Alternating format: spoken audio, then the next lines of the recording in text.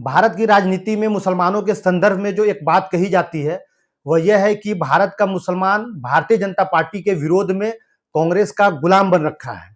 और यह बात भाजपा के नेता कार्यकर्ता अक्सर कहते हैं और लगभग इसी तरह से मिलती जुलती बात एमआईएम के कार्यकर्ता नेता और लोग कहते हैं। जबकि ऐतिहासिक तथ्यों को जब खंगालने की कोशिश करेंगे तो आप पाएंगे कि भारत का मुसलमान एकमात्र ऐसा समाज है जो कभी भी किसी भी एक दल के साथ लंबे वक्त तक स्टिक नहीं रहा है। उदाहरण के तौर पर जब इस देश में कांग्रेस का एक छत्र राज हुआ करता था, उस वक्त भी सबसे पहले कांग्रेस केरल से खत्म हुई और सबसे ज्यादा मुसलमान केरल में है।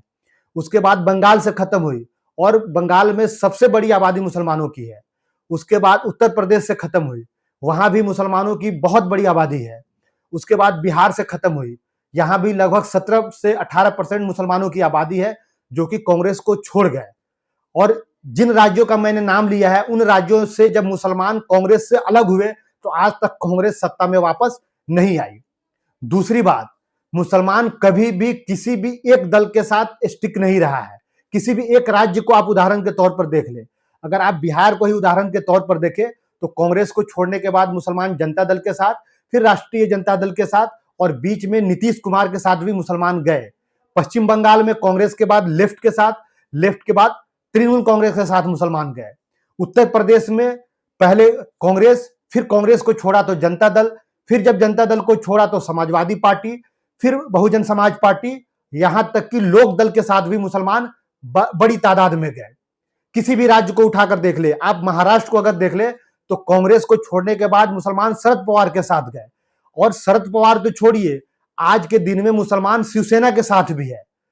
आंध्र प्रदेश देख लीजिए, वहां टीडीपी के साथ गए, वाईएसआर के साथ गए और जगन रेड्डी के साथ गए।